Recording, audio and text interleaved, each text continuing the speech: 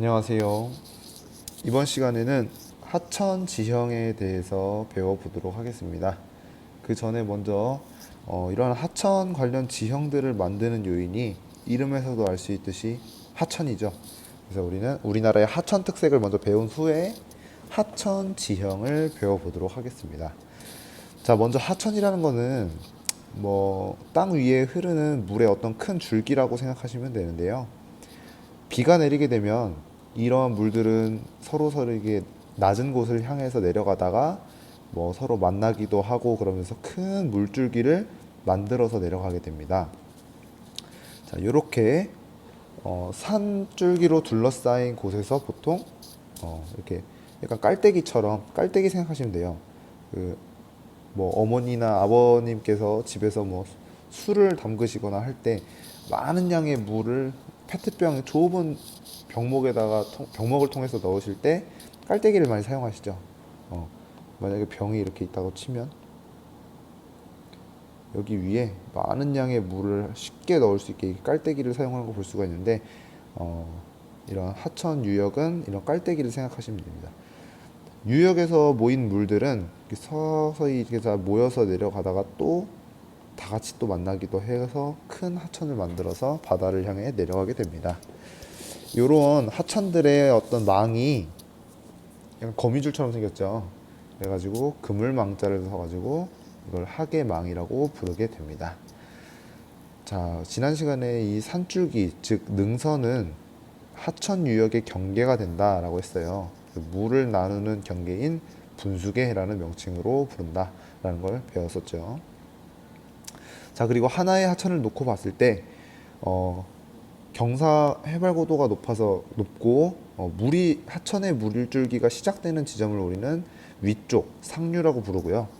그리고 비교적 상류에 비해서 해발 고도가 낮고 하천의 종착지인 바다에 가까운 지역을 우리는 하류 부분이라고 부릅니다.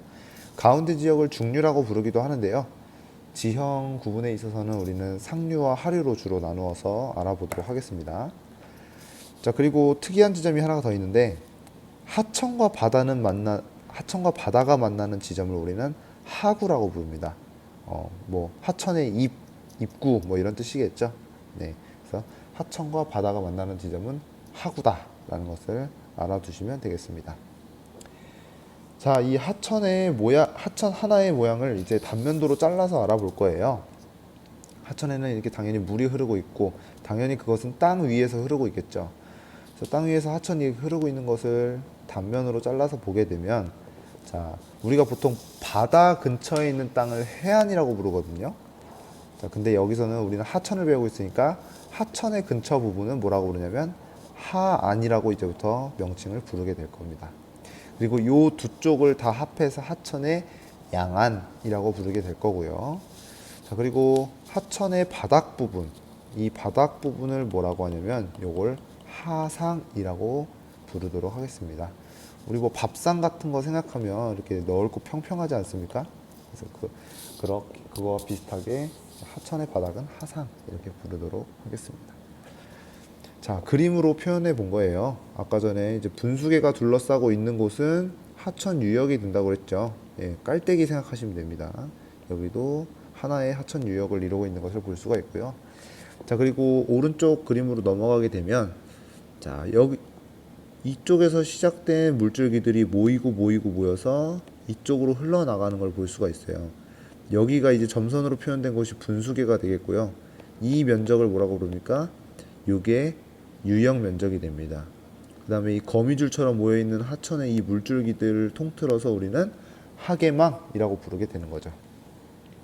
자, 그렇다면 A와 B 중에 어떤 곳이 하천의 상류고 어떤 곳이 하천의 하류일까요? 네, 그렇죠. 하천이 시작되는 부분에 있는 A가 상류가 되겠고요. 그리고 마지막에 이런 여러 개의 물줄기들이 모여서 하나로 빠져나가는 그것이 비교적 하류 부분이 되겠죠. 자, 우리나라 하천은 이렇게 있습니다. 크게 우리나라에서는 4대강, 큰 4개의 강 정도를 알아두시면 좋은데요. 우리나라에서 가장 큰 하천인 한강.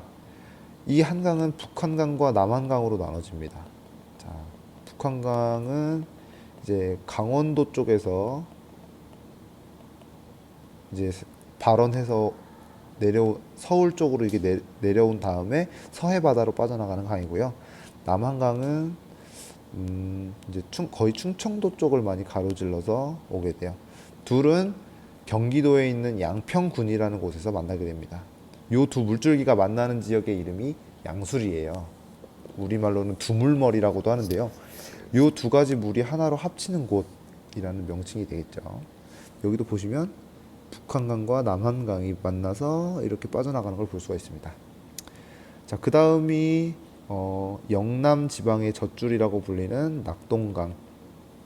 마찬가지로 이렇게 강원도에서 발원해서 아래쪽으로 나가는 걸 볼 수가 있고요. 그 다음에 충청도와 충청지방과 호남지방의 경계가 되는 금강. 그 다음에 우리가 살고 있는 이 목포 앞바다, 나주를 거쳐서 목포 앞바다를 통해서 바다로 나가는 영산강. 요 네 가지 정도가 좀 주요 하천이 될 것 같아요. 영산강은 이렇게 있습니다. 자세한 것은 뒤에서 또 알려드릴게요. 자, 하천 관련 기본 용어 정리 한번 해보도록 하겠습니다. 분수계, 물이 서로 다른 곳으로 흘러가게끔 하는 경계죠. 하천 유역을 나누는 경계고요. 비단 하천 유역뿐만이 아니라 생활권 같은 것들의 경계가 되기도 한다. 물론 옛날 얘기겠죠. 자, 그 다음 유로는 하천이 흐르는 길이고요. 본류와 지류라는 개념이 나오는데 아까 전에 우리 하계망 봤었죠. 자, 얘네가 모여서 다시 이렇게 하나로 빠져나간다 했을 때 이 친구들은 곁가지예요. 곁가지. 곁가지들을 우리는 지류라고 부르고요. 얘네가 다 합쳐져서 크게 하나의 물줄기로 흐르잖아요. 얘가 본류가 됩니다. 자, 그 다음 하천유역. 얘는 깔때기라고 보시면 된다고 했고요. 하구는 바다로 들어가는 하천의 입구고, 하계망은 이런 하도가 이어져 있는 그물망 같은 체계를 이야기하고요. 하는 하천과 접해 있는 육지 부분, 바닷가는 해안이라고 했죠. 양쪽을 합쳐서 양안이라고 부르고요. 마지막 하천의 밑바닥은 하상이라고 부르게 됩니다. 자, 이 하천에서 하천이 과연 지형을 만드는 데 있어서 어떤 작용들을 하느냐, 우리는 크게 침식과 운반과 퇴적, 이 세 가지 작용을 나눠서 알아보도록 하겠습니다. 자, 침식은 쉽게 말해서 우리 풍화와 침식할 때 배웠잖아요. 그죠? 네. 침식이라는 게 뭐였어요? 그죠? 깎아내는 겁니다. 풍화로 인해서 좀 약해져 있는 부분이 있겠죠. 풍화는 돌이 썩는 거라 했으니까, 자, 잘 썩어 있는 부분을 이 하천이 싹 하고 씻어내는 것이 바로 침식이라고 보시면 될 것 같아요. 자, 침식은 보통 유속이 빠른 곳에서 일어나기 때문에 하천의 힘이 셀 때 일어나는 것이 특징입니다. 자, 여러분이 이제 착각하기 쉬운 것이, 상류는 경사가 급하니까 힘이 세게, 속도가 빠르겠지? 그럼 힘이 세니까 주로 침식이 일어날 거야, 이렇게 생각하기 쉬운데, 유속이 빨라서 침식이 주로 일어나는 게 아니라요. 예, 경사가 급하기 때문에 주로 그런 침식 작용이 일어나게 되는 겁니다. 오히려 유속은 하류에 갔을 때 더 많아요. 더 빨라요. 왜냐하면 물의 양이 여기저기서 모여가지고 가장 많을 때이기 때문에 오히려 유속은 이쪽에서 더 빠릅니다. 하지만 상류 지역에서는 비교적 침식 작용이 많이 일어나고, 하류 지역에서는 퇴적 작용이 주로 일어나게 됩니다. 그리고 상류에서 생긴 퇴적물들을 얘가 이렇게 싹 씻어서 이제 출발을 하겠죠. 침식이 주로 일어나니까 이렇게 운반하는 과정을 진짜 운반이라고 하고요. 그러다가 바다와 하천이 만나기 거의 직전 부분, 하류에 와서는 이 친구들이 상대적으로 침식 작용보다는 퇴적 작용이 더 활발해지기 때문에 거기서는 스르륵 하고 상류에서부터 가져온 퇴적물들을 서서히 내려놓게 되는 거죠. 꼭 여기서 생긴 애를 여기다 갖다 놓는 게 아닙니다. 네, 가면서 계속 내려놓게 돼요.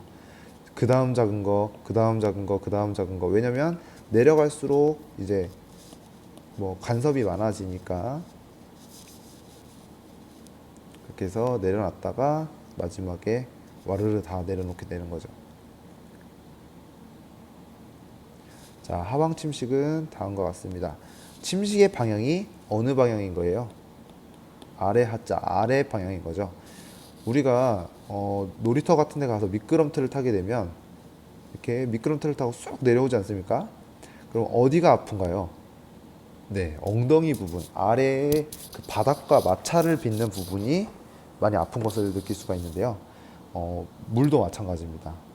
하천도 이렇게 타고 내려가면서 가지고 내려오던 운반물이 밑바닥에 계속 끓기게 되면서, 그리고 하천의 물줄기 자체도 이 아랫부분을 계속 이게 마찰하면서 내려가기 때문에 아래 부분을 침식해서 들어가게 됩니다. 자, 이거 우리 예전에 봤던 그림이죠. 자, 하방 침식은 언제까지 그러면 지속되느냐? 우리가 이거 바다와 하천의 높이가 거의 비슷해지는 지점, 이것을 우리가 침식 기준면이라고 불렀었어요. 해수면을. 이 하천이 침식 기준면과 높이가 같아지게 되면은, 자, 깎아서 내려가면서 침식 기준면과 높이가 같아지게 되면 더 이상 아래를 깎을 필요가 없겠죠. 네. 그렇게 되면 이제 어떤 곳을 깎기 시작한다고 했습니까? 네. 이제 옆쪽 측방 침식을 시작하게 되는 것이죠. 네. 자, 하방 침식을 옆에서 본 그림입니다. 이렇게 아랫부분을 깎아서 쭉 내려가게 됩니다. 물론 이건 선생님이 약간 과장되게 표현을 한 거고요. 자, 그 다음은 측방 침식인데요. 자, 옆쪽을 깎는다는 얘기입니다. 이 측은 측면이란 얘기죠. 자, 우리가 학교에서 급식 시간에 친구들하고 손을 잡고 막 와르르르 급식실을 향해서 내려가고 있어요. 자, 근데 이 친구들이 사이가 너무 좋은 나머지 일렬로 서가지고 계단을 막고 이렇게 내려가고 있는데, 여기서 코너를 확 하고 돌았어요. 자, 그러면 어떤 일이 발생하느냐? 요 안쪽에 있는 친구는 조금만 움직이면 된단 말이에요. 근데 저 바깥쪽에 있는 안경 쓴 친구는 이렇게 돌아가지고 와야 되는 거죠. 자, 같은 줄에 위치해 있지만 어떤 친구는 안쪽에서 살살 조금만 돌아주면 되고, 어떤 친구는 세게 바깥쪽으로 멀리 돌아줘야 되는 거죠. 힘의 차이가 발생하죠. 그래서 측방 침식의 가장 큰 메커니즘은 이것이 되겠습니다. 네. 돌아가는 거리에 따라서 어떤 친구는 힘을 세게 작용하고 어떤 친구는 힘을 약하게 작용한다라고 하는 거죠. 자, 하천이 이렇게 흐른다고 가정했을 때 단면을 잘라본 겁니다. 안쪽에서 도는 친구는 힘이 그렇게 많이 필요하지 않아요. 그래서 여기서는 힘이 약하기 때문에 어떤 작용이 주로 일어나게 되냐면 퇴적 작용이 주로 발달하게 되고요. 바깥쪽으로 도는 친구는 멀리 세게 돌아야 되기 때문에 하천의 물의 힘이 세게 작용하겠죠. 그래서 이 바깥쪽에서는 침식 작용이 주로 발달하게 됩니다. 얘가 여기를 계속하게 치우면 어떻게 되겠습니까? 깎여 나가겠죠.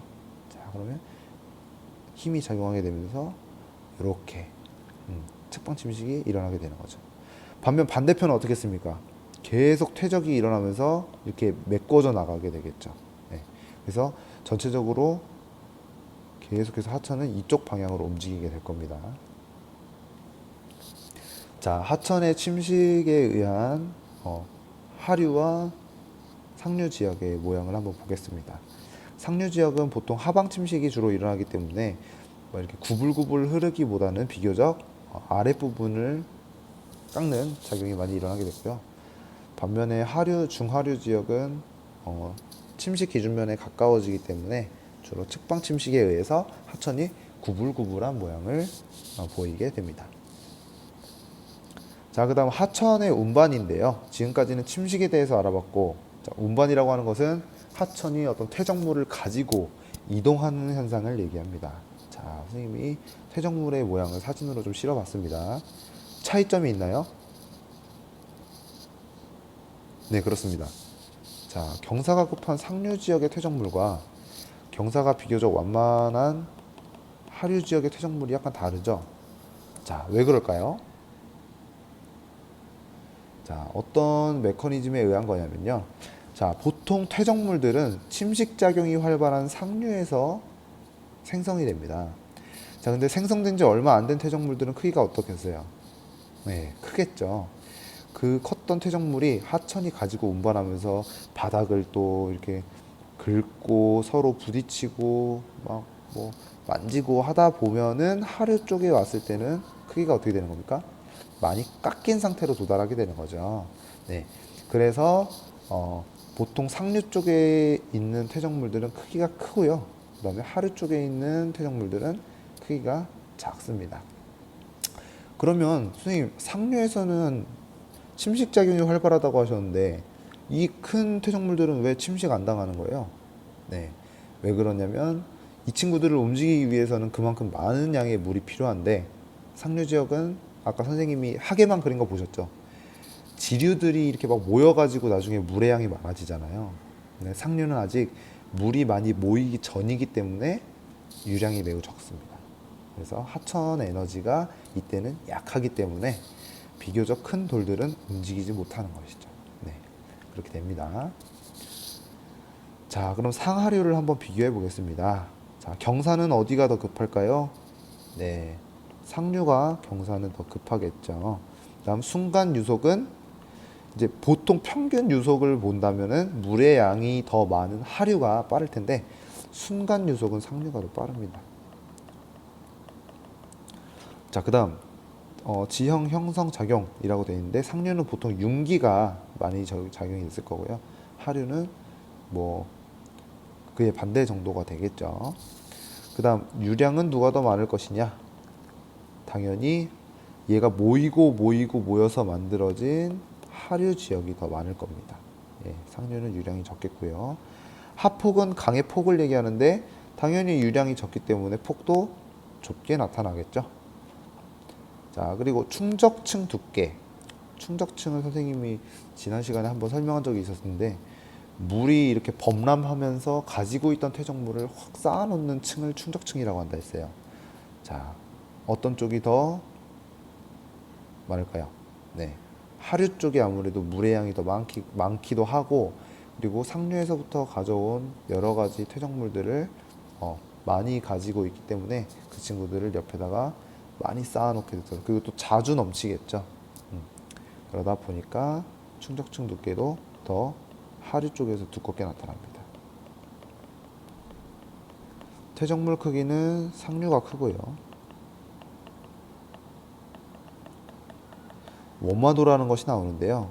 자, 원마도는 뭐냐면 그 퇴적물이 얼마나 둥글둥글한가를 나타내는 정도라고 보시면 돼요. 상류에서 처음에 퇴적물이 만들어졌을 때는 그냥 쩍 하고 그냥 갈라져 나온 상태라고 보시면 되거든요. 쉽게 말해서. 근데 이 친구가 아까 얘기했듯이 하천 바닥을 대굴대굴 계속 구르면서 깎여요. 그러니까 많이 깎인 하류에서는 굉장히 둥글둥글하게 나타나는데 상류에서는 비교적 아직 덜 굴렀기 때문에 원마도는 낮게 나타나는 겁니다. 자, 하천지형 형성 작용에 대해서 정리를 한번 해볼게요. 자, 침식 작용, 깎는 겁니다. 유속이 빠를수록 그리고 상류일수록 우세하게 나타납니다. 하방 침식은 하천의 아랫부분이 하상을 깎는 작용이고요. 상류에서 주로 나타납니다. 경사가 급하기 때문이죠. 그래서 이쪽에서는 주로 구불구불한 하천보다는 곧게 뻗은 직류 하천이 주로 나타나게 됩니다. V자국을 형성하면서 아래쪽을 깎아 내려가는 거예요. 두 번째, 측방 침식은 이제는 깎을 만큼 다 깎았어. 아랫부분을. 침식기 준비에 거의 다 온 거야. 그래서 아래를 깎기보다는 옆쪽을 깎는 하천의 양쪽 부분 뭐라고 했었죠? 그렇죠. 양안, 하안을 깎는 작용을 얘기하고요. 이것은 비교적 경사가 완만한 하류 부분에서 우세하게 나타납니다. 그래서 공류 하천을 만들게 됩니다. 구불구불한. 자, 운반 작용 두 번째 나와 있는데요. 퇴적물의 크기는 작아집니다. 왜냐하면 계속 굴러가면서 서로 부딪히기도 하고 바닥에 긁히기도 하면서 부서지니까. 그리고 원마도는 커진다고 되어 있습니다. 마찬가지로 저그들끼리 이제 막 부딪히면서 둥글둥글해지는 거예요. 계속 대굴대굴 구르면서 까이다 보니까 둥근 돌이 형성이 되고요. 세 번째, 이제 퇴적 작용에서는 유속이 느릴수록 하류일수록 우세하게 나타난다 라고 되어 있고요. 자, 유속이 느려짐에 따라서 이게 좀 중요해요. 이것은 이제 지리에서 지형 형성 작용에 있어서 좀 중요한 부분입니다. 자, 하천의 유속이 느려짐에 따라서 자갈, 모래, 점토 등 순으로 큰 것부터 퇴적된다 라고 되어 있어요. 자, 유속이 빠를 때는 힘이 세니까 이제 큰 바위 덩어리도 막 움직일 수 있을 거야. 바위 덩어리까지는 아니더라도 땅돌 정도는 움직일 수 있겠죠. 그러다가 거기서 조금 이제 느려졌어요. 그러면 누구부터 내려놓습니까? 여러분이 이제 먼 길을 가다가 한창 막 힘이 들어요. 그럼 가지고 있는 거에서 어떤 거부터 내려놓겠어요? 당연히 무거운 거부터 내려놓겠죠. 그리고 그 다음에는 그 다음 무거운 거, 그 다음에는 그 다음 무거운 거. 이 순서대로 내려놓는 거죠. 물도 똑같습니다. 그래서 유속이 가장 빠를 때 자갈, 그 다음 모래, 그 다음 점토 순으로 큰 것부터 내려놓는 것을 관찰할 수 있습니다. 이것은 나중에 하천 지형에서 범람원 지형을 배울 때도 중요하게 이야기되는 부분이기 때문에 이것은 꼭 밑줄을 쳐두고 명심해 주시기 바랍니다. 자, 하천 상하류 비교 이렇게 됩니다. 네, 아까 보여드렸죠. 일시정지 하시고 노트라든지 혹은 연습장에 필기하시면 좋을 것 같아요. 자, 그 다음 우리나라 하천의 특색 다음 파트를 들어가 보도록 하겠습니다.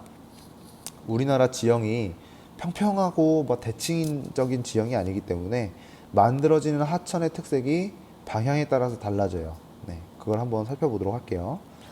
자, 여기서 만약에 빗물이 떨어진다고 가정을 해보면 우리 분수계 배웠잖아요.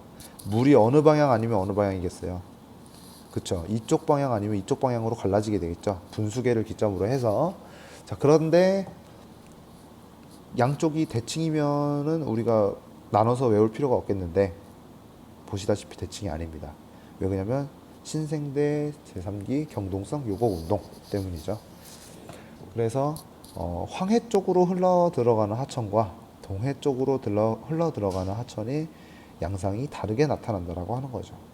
보시면 황해 쪽으로 흘러 들어가는 하천은 굉장히 길고 완경사예요. 반면 동해로 흘러 들어가는 하천은 확 흘러내려가는 것처럼 보시다시피 급경사이고 유로가 그렇게 길지 않다라는 걸 알 수가 있죠. 그리고 그것 때문에 이런 여러한 특성들이 다르게 나타나는데요. 그래서 한번 비교해 보겠습니다. 자, 대부분의 대하천, 큰 하천들은 황남해로 유입하게 된다라고 되어 있어요. 자, 동고서저의 경동 지형으로 인해서 황해 유입 하천의 유형 면적이 넓기 때문이다. 자, 선생님이랑 아까 봤던 지도 중에서 자, 잠시만요. 어떤 지도에서 잘 나타나 있냐면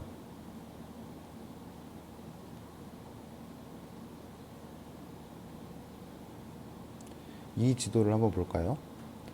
네.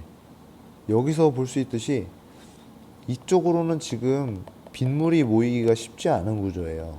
네, 면적도 작고 급경사에 물이 막 이렇게 흘러내려가면서 서로 모이고 해야 되는데 그럴 수 있는 공간이 많이 없다는 거죠. 쪼르륵 흘러가고 끝이에요.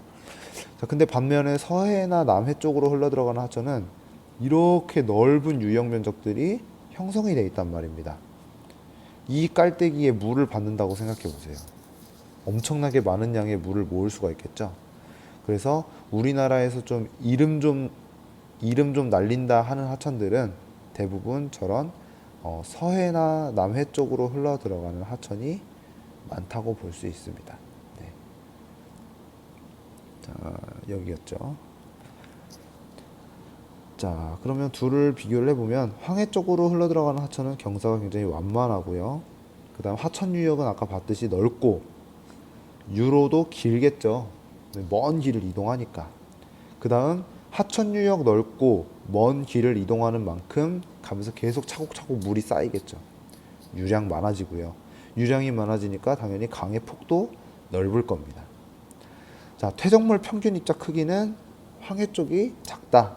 왜냐면 먼 길을 가는 동안 구르고 깨지고 부서지고 하다 보면 작은 친구들만 남게 되는 거죠. 자, 그리고 마지막 하구의 조차라고 나와 있는데요. 서해바다와 동해바다의 조차가 다르게 나타나요. 자, 황해로 흘러들어가는 하천은 서해바다와 만날 것이고 그 다음 동해바다로 흘러들어가는 하천은 동해바다와 만나지 않겠습니까? 네. 근데 이 두 바다의 조차가 굉장히 큽니다. 다릅니다. 왜 그러냐면 자, 서해바다는요 평균 수심이 한 15m 내외예요. 근데 동해바다는 거의 한 2000m 가까이 되거든요. 자, 그러다 보니 그 두 개의 바다가 가지고 있는 바닷물의 양이 다를 수밖에 없겠죠.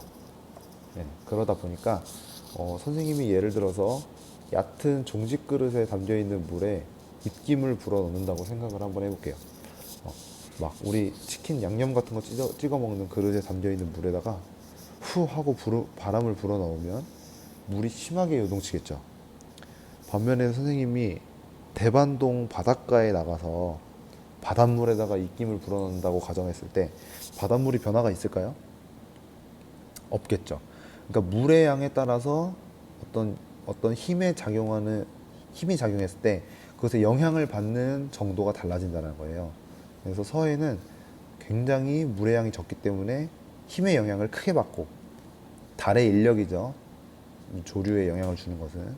동해 바다는 비교적 물의 양이 많기 때문에, 수심이 깊기 때문에 그런 영향을 좀 적게 받는다, 이렇게 보시면 될 것 같습니다.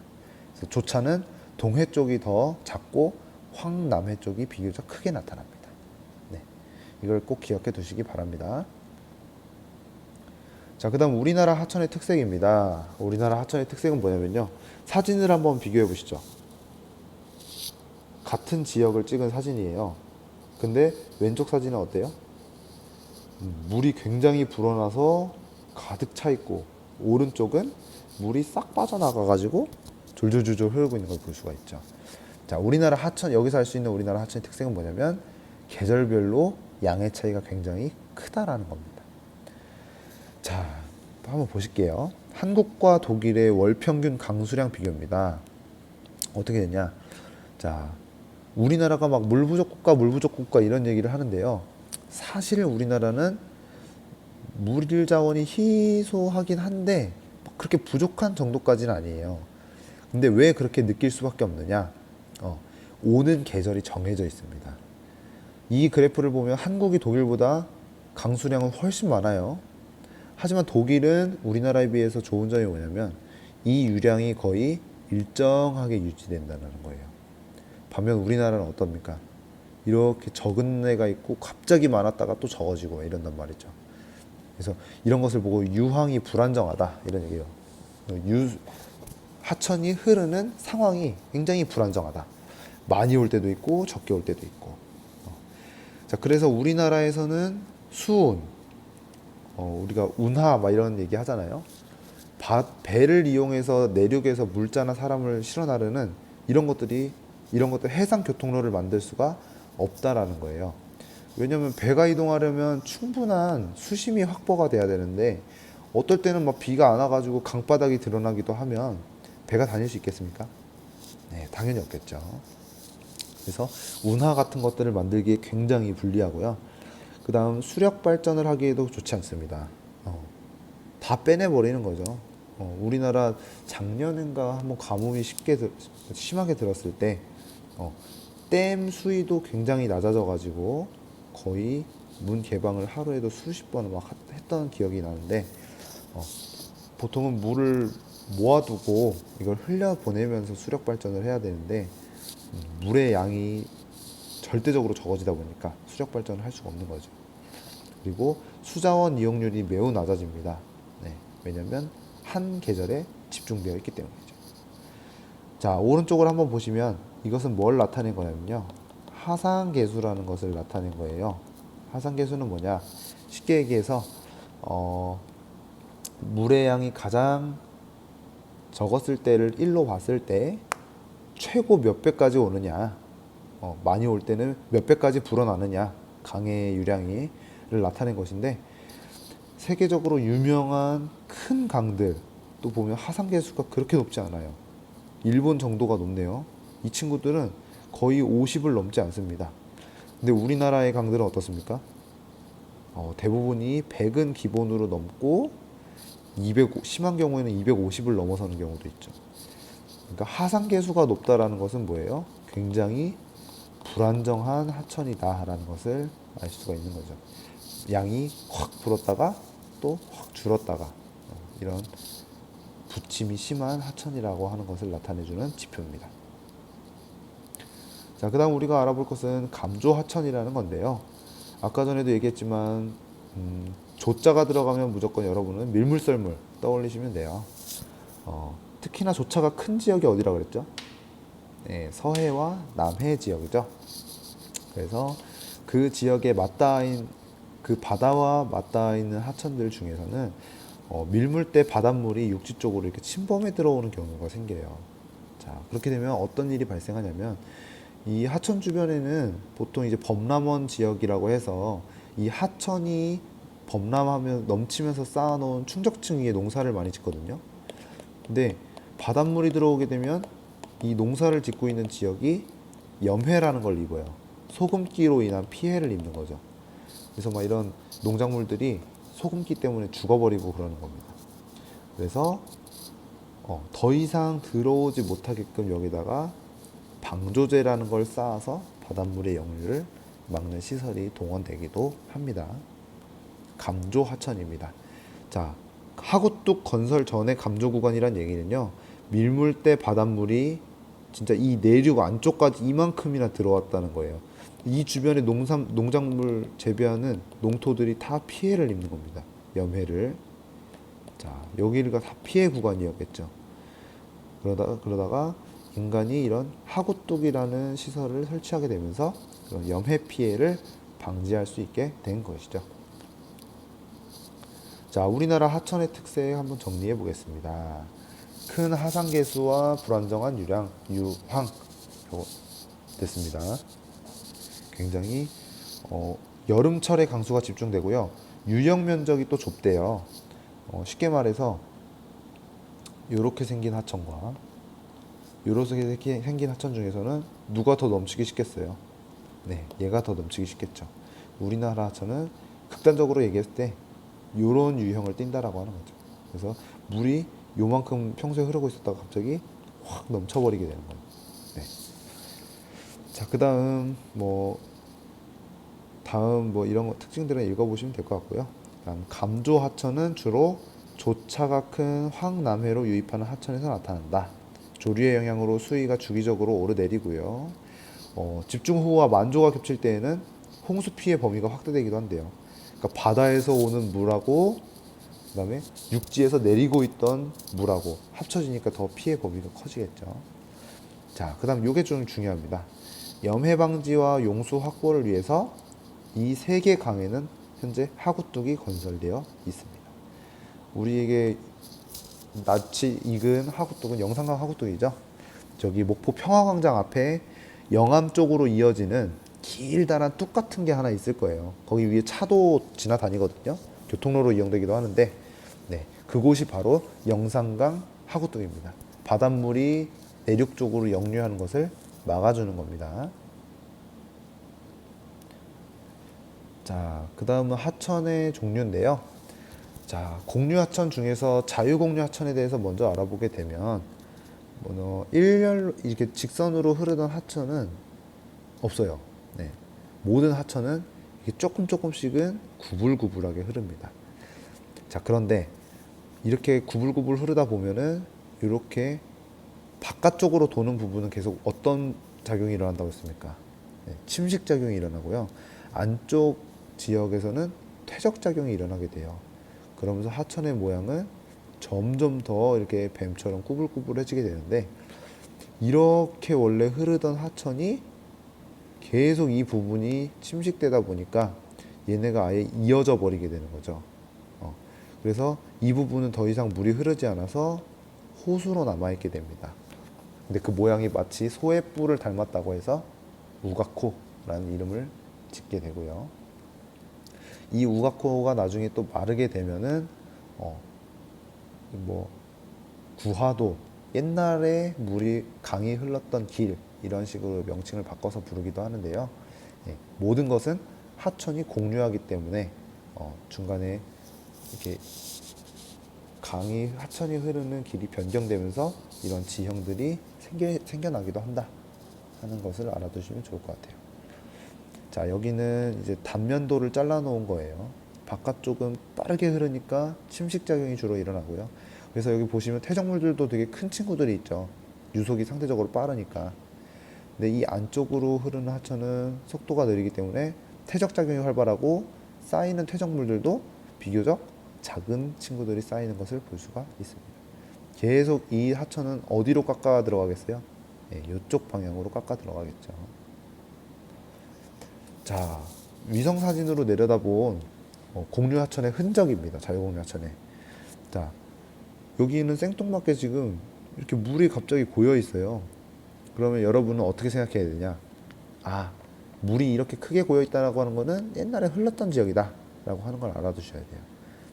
옛날에는 아마 이 강을 따라서 얘가 이렇게 아마 흘러나가지 않았을까. 선생님은 그렇게 생각을 합니다. 그러다가 얘네가 뭐 이어졌을 수도 있고요. 아니면 여기 지금 보면 제방이 이렇게 쌓여 있는 걸 볼 수가 있어요. 예. 이게 하천 직강화 공사를 한 흔적인데 강이 너무 이렇게 굽이쳐서 흐르다 보면은 홍수 피해도 잦고 이래가지고 인간이 강을 하나로 다리미처럼 쭉 펴놓은 건데 아무튼 이렇게 구분 모양으로 호수가 고여 있다라고 하는 것은 예전에 하천이 흘렀던 자리였을 가능성이 높다. 이러한 지형을 아까 우리가 뭐라고 불렀습니까? 우가코라고 불렀었죠.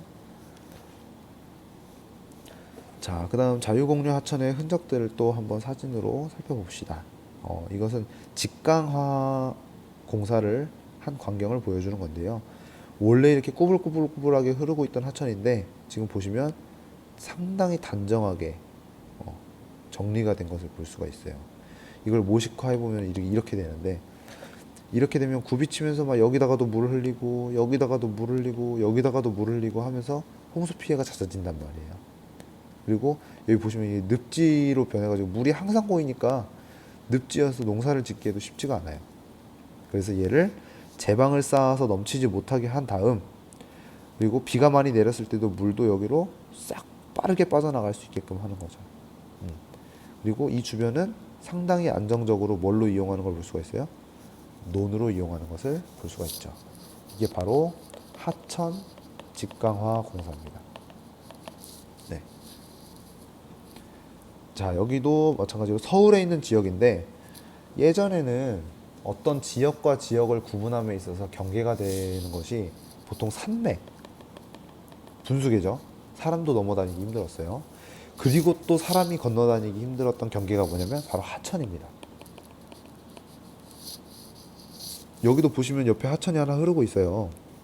그러면은 여기 하천을 경계로 해가지고 A 지역과 B 지역을 나누면 좋을 것 같은데 왜 이렇게 꾸불꾸불한 하천 행정구역 경계를 쓴 겁니까? 이렇게 물을 수 있는데 자, 요 지역 경계는 현재 만들어진 걸까요? 아닙니다. 예전에 흘렀던 하천이 이렇게 있어가지고 그걸 경계로 해가지고 행정구역 경계를 했었는데 이제는 인간들이 뭘 만든 거예요? 네, 제방을 쌓아가지고 하천 직강화 공사를 한 거죠. 그러니까 아이러니하게도 하천 건너에 있는 이 부분은 이 지역에 속한 게 아니라 이 지역에 속해 있다라고 하는 것을 볼 수가 있죠. 이런 아이러니한 현상이 벌어지기도 합니다. 자, 그 다음 감입공류 하천인데요. 감입공류 하천은 원래 평야 지역에서는 옆을 깎는 측방 침식이 일어나고 있었지 않습니까? 근데 우리나라에는 신생대 제3기에 동쪽에서 어떤 힘? 네, 횡압력이 작용을 해가지고 옆에서 미는 힘이 작용을 해서 동쪽 지역만 우뚝 솟아오르게 돼요.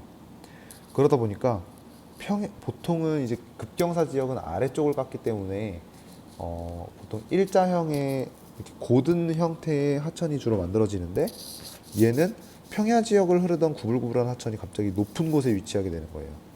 그래서 그 구불구불한 모양은 유지한 채로 아랫부분을 깎게 되는데 이게 바로 감입공류 하천이 됩니다. 자, 감입공류 하천의 양상을 한번 보여드리면 아래쪽을 깎아 내려가기도 하고 또 아래를 주로 깎지만 옆도 안 깎는 것은 아니에요. 왜냐면 아까 말씀드렸듯이 구불구불한 상태로 높은 곳으로 올라갔기 때문에 그래서 아래랑 옆을 같이 깎아서 쩍쩍쩍쩍 내려가게 되는 거죠. 자, 그렇게 되면서 옛날에는 물이 흘렀지만 더 이상은 물이 흐르지 않게 되는 계단 모양의 지형들이 형성이 되게 되는데요. 이것을 우리는 하한 당부라고 부르게 됩니다. 감입공류 하천의 옆에서 주로 많이 나타나게 돼요. 이 지역은 더 이상 이 물이 넘칠 우려가 없기 때문에 주로 사람들이 취락을 이루어서 살거나 교통로로 많이 이용을 하고요. 그 다음에 바닥에서 둥근 자갈이 많이 발견되기도 해요. 자, 우리 여러분 한국지리 앞으로 공부하면서 둥근 자갈이 발견된다라고 했다라고 하는 것은 무조건 물의 영향을 받았던 곳이다 이렇게 생각하시면 편합니다. 네. 왜냐하면 물이 그 바닥에 있는 퇴적물들을 이렇게 굴리면서 계속 깎는 거예요. 돌돌돌돌. 그걸 아까 원마도라고 얘기했었죠. 원마도가 높은 퇴적물들이 있다라고 하는 것은 무조건 물의 영향을 받았다. 하천 바닥이었다. 이렇게 생각을 하시면 되겠습니다. 그 다음 반대쪽에는 계속해서 깎아 들어가기 때문에 급경사의 절벽이 만들어지는데요. 이곳은 단해라는 명칭으로 부릅니다. 감익공유 하천의 모습입니다. 네, 굉장히 멋있죠. 자, 하천이 아마 뭐 이렇게 흘러나가는 것 같은데, 반대인가요? 이렇게 흘러나가는 것 같은데 방향은 상관없습니다. 자, 이렇게 흘러나가면서 이쪽은 상대적으로 힘을 강하게 받으니까 계속 침식이 일어날 거고요. 이쪽 반대쪽은 어때요? 상대적으로 힘을 약하게 받기 때문에 퇴적작용이 활발하죠. 여기 보면 모래톱 쌓여 있는 거 보이십니까? 네, 퇴적작용이 활발하구나 하는 거 볼 수 있죠. 여기도 지금 깎고 여기는 쌓이고, 여기도 깎고 여기는 쌓이고 하는 것을 볼 수가 있는 거죠. 네. 그래서 여기 형성된 절벽을 뭐라고 부르는 거예요? 요게 단해가 되는 거예요. 네. 자, 그리고 이 부분 한번 봐주시겠습니까? 네. 다른 곳하고는 좀 특이해요. 자, 위에서 보면 이렇게 생겼거든요. 요거 보면 이제 또 떠올리죠, 여러분들. 네. 이 모양이 꾸불꾸불한 게 어째? 강이 이렇게 흘렀다가 얘가 이어졌구나 하는 것을 볼 수가 있죠. 얘네가 이어지는 순간 얘네는 더 이쪽으로 돌아가지 않아요. 지름길로 가야죠, 무조건. 그러면서 여기에 고였던 물이 우가코를 했었다가 우가코의 물이 마르게 되면서 이곳은 구하도로 변하게 됩니다. 아시겠죠? 역시나 이 구하도의 바닥을 파봐도 둥근 자갈이 많이 나올 겁니다. 자, 이런 감익공유하천은 상류 지역이기 때문에 물이 굉장히 세차게 흘러요. 급경사라서. 이곳에서는 래프팅 같은 레저 스포츠를 즐기는 사람들도 많습니다. 자, 공유하천의 모습인데요.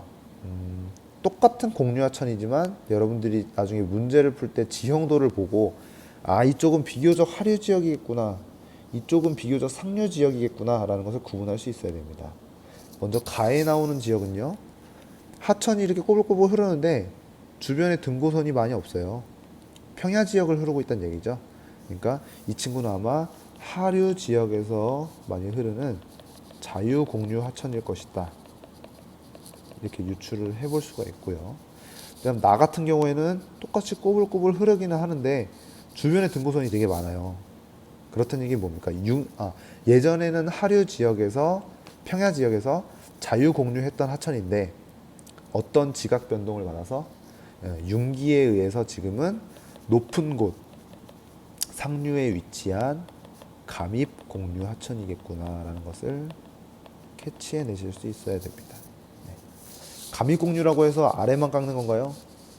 아니죠. 모양 자체가 이렇게 꾸불꾸불하기 때문에 옆과 아래를 같이 깎는다고 했습니다. 자, 공유하천 정리를 한번 해볼게요. 자유공유하천, 주로 하천 중하류에서 평야 위를 공유하고요. 공격사면, 아까 그 애들이 손잡고 가다가 바깥쪽을 얘기하는 겁니다. 유속이 빠르고 측방 침식이 활발해서 수심이 깊고 경사가 급하나 반대쪽은 비교적 에너지를 적게 받기 때문에 퇴적물이 쌓이고 수심이 얕고, 왜냐면 쌓이니까 수심이 얕아지는 거예요. 아래쪽에 뭐가 계속 쌓이니까. 경사가 완만하더라. 그다음 측방 침식에 의해서 하천의 길이 계속 변동되면서 우각코, 나중에 그게 마르는 구하도, 그다음 하천 중간에 퇴적물이 쌓여서 섬이 만들어진 경우도 있습니다. 우리는 그것을 하중도라고 하는데요. 이런 것들이 형성되기도 합니다. 자, 그다음 홍수 예방과 농경지 정비를 위해서 제방을 설치해서 직강 공사를 하기도 한다. 이런 거 알아두시면 되겠습니다. 자, 그다음 감입 공유하천입니다. 산을 감아 들어가는 공유하천이다, 이렇게 알아두시면 되겠고요. 하천의 중상류 구간에서 나타난다고 했어요. 왜 이런 꼬불꼬불한 하천이 상류 지역에 있느냐? 경동성 요곡 운동에 의해서 융기 때문에 올라갔다라고 했습니다. 융기량이 많았던 대하천의 중상류 구간에 주로 분포를 하고요. 영월이 대표적입니다. 자, 세 번째, 하천 주변의 하안당구. 아까 전에 그 계단 모양의 지형 얘기했었죠.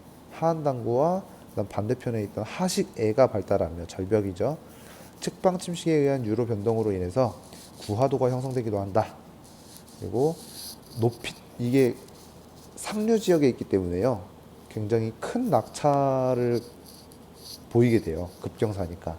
그래서 이 하천을 막았다가 물을 떨어뜨리는 댐 건설에도 굉장히 유리합니다. 자,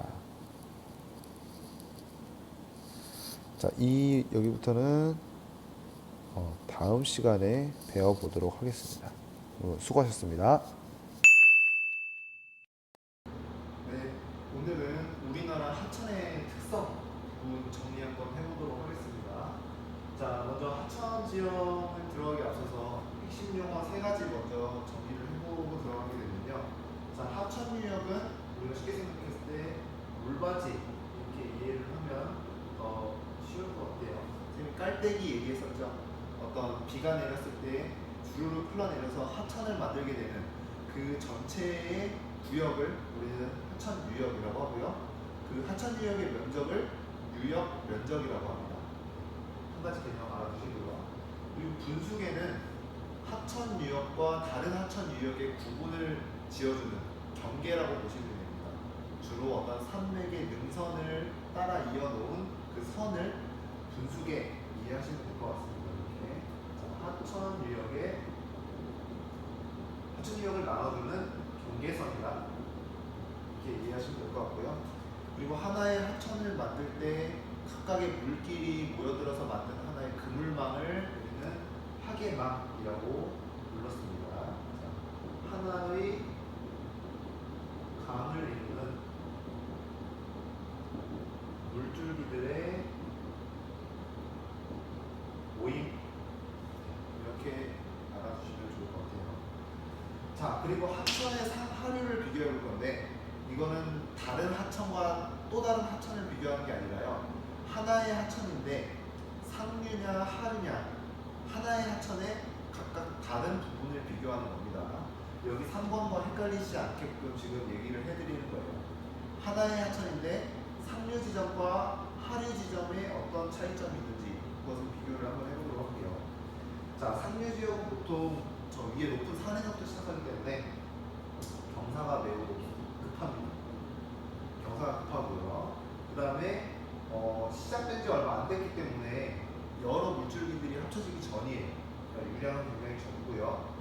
유량이 적기 때문에 당연히 강의 폭도 좁게 나타납니다. 확 좁고요. 자, 그리고 이 하천은 항상 뭘 가지고 이동한다고 했어요? 네. 폐성물을 가지고 이동을 하는데 아직 많은 거리를 거치면서 깎이거나 부서진 게 아니기 때문에 폐적물 입자는 굉장히 작다.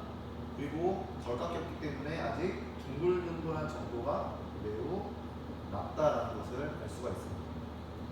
하류 지역은 다 상류 지역의 재난 문자 때문에 강의가 끊어졌습니다.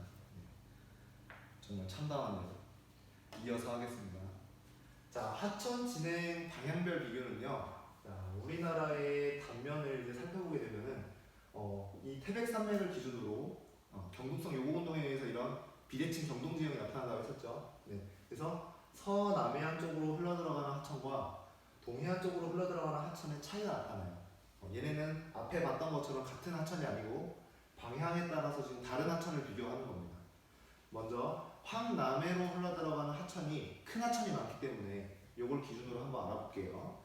자, 먼저 황남해로 흘러들어가는 하천은 유로가 굉장히 길어요. 경사에서도 볼 수 있듯이 완경사고 더 멀죠. 네. 유로가 굉장히 긴 게 특징이고요. 그 다음에 경사가 저기 위에서도 볼 수 있듯이 완만하다. 동해 쪽에 있는 하천이 더 경사가 급합니다. 융기량의 차이겠죠. 자, 그 다음에 유역 면적은 누가 더 넓냐면 황남해로 흘러 들어가는 하천이 더 큽니다. 네. 당연히 면적이 넓으니까 그만큼 하천에 들어가는 물을 모을 수 있는 깔때기의 크기가 더 크다 이렇게 이해를 하시면 되겠죠. 깔때기의 크기가 크니까 당연히 뭐도 많겠어요.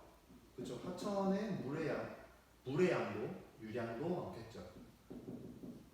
자, 유량도 많다 이렇게 되고요. 자, 그다음 하천이 끝나는 지점의 명칭을 우리가 뭐라고 했어요? 네, 하구라고 했죠. 하천이 바다와 만나는 지점에서 이제 그 지점에서의 이 하천이 가지고 오던 퇴적물의 입자 크기를 비교해 본다면, 자, 이 하구 지점에서 관찰한 그 하천이 가지고 온 퇴적물 크기와 이 지점에서 관찰한 하천 퇴적물의 크기를 비교해 보면 누가 더 작을까요? 네, 황남해 쪽으로 흘러들어간 하천의 퇴적물이 훨씬 더 작습니다.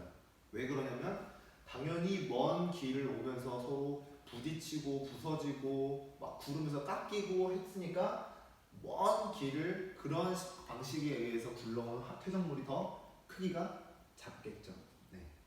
그래서 황남해 지역에서 굉장히 작은 입자들이 쌓여서 만들어진 갯벌이만, 동해안에 갯벌이 없는 이유는 뭐 조차가 작은 이유도 있지만은 깎이기에는 너무 짧아요, 유호가. 네. 그래서 큰 모래알들이 많이 쌓여있는 모래사장이 많이 나타나는 겁니다. 그 차이고요. 동해 쪽으로 흘러들어간 하천은 이 하천들이 다 정반대다 이렇게 생각을 하시면 되겠습니다. 자, 마지막 우리나라 하천의 특성 마지막은 하상계수와 감조하천이라는 개념인데요. 하상계수는 하천의 유량 가장 적은 유량일 때를 1로 봤을 때 많을 때는 몇 배 정도 되느냐를 나타낸 비례계수죠. 네. 우리나라는 이 하상계수의 크기가 크다라고 했습니다. 그러니까 적게 올 때하고 많이 올 때의 차이가 굉장히 크다는 거죠. 왜냐면 계절을 통틀어 봤을 때 장마철에 집중호우로 인해서 유량이 막 불어나지만 다른 때에는 그렇게 강수량이 많지 않다는 얘기예요. 네. 그래서 이런 하상계수가 큰 특징을 극복하기 위해서 사람들은 어떻게 했느냐, 댐이나 저수지 같은 것들을 많이 지었습니다. 평상시에 물이 충분하게 공급되지 않으니까 한번 왕창 왔을 때 그 물을 저장해 두는 거죠. 그리고 최근 들어서 이제 많이 주목받고 있는 게 숲을 좀 조성할 필요가 있다. 숲은 녹색 댐이라고 불리거든요. 나무가 울창하게 우거지면 그 나무가 뿌리를 내리면서 잡고 있는 흙들이 지하수의 저장고 역할을 해요. 네. 그렇기 때문에 숲을 많이 조성하는 것이 하상계수가 큰 우리나라에서 좀 필요한 방식이다 라고 얘기를 하기도 합니다. 또 친환경적이죠. 이게 이제 하상계수의 특징이 되겠고요. 마지막 감조하천은 이렇게 바닥의 경사가 완경사이면서 조차가 큰 지역, 서남해안 지역에서 나타나는 현상이죠. 바닷물이 밀물 때 하천을 오히려 역류해가지고 내륙 지역까지 가게 되는 그런 하천을 감조하천이라고 합니다. 이렇게 되면 문제점이 뭐겠어요? 네, 그 안에 범람원 지역에서 농사 짓고 있는데 거기를 짠 바닷물이 역류를 하게 되면 농작물들이 짠 소금기에 피해를 입게 되겠죠. 그걸 바로 염해라고 했습니다. 자, 이 염해를 막기 위해서 사람들이 구축한 시설물이 하구뚝이라는 시설이었죠. 이 감조 하천에 주로 세워지고요. 우리나라에서는 4대강 중에서 한 강을 제외한 금강, 영산강, 낙동강에 현재 하구뚝이 세워져서 운영이 되고 있습니다. 여기까지 해서 우리나라 하천의 특성을 정리해 보았습니다.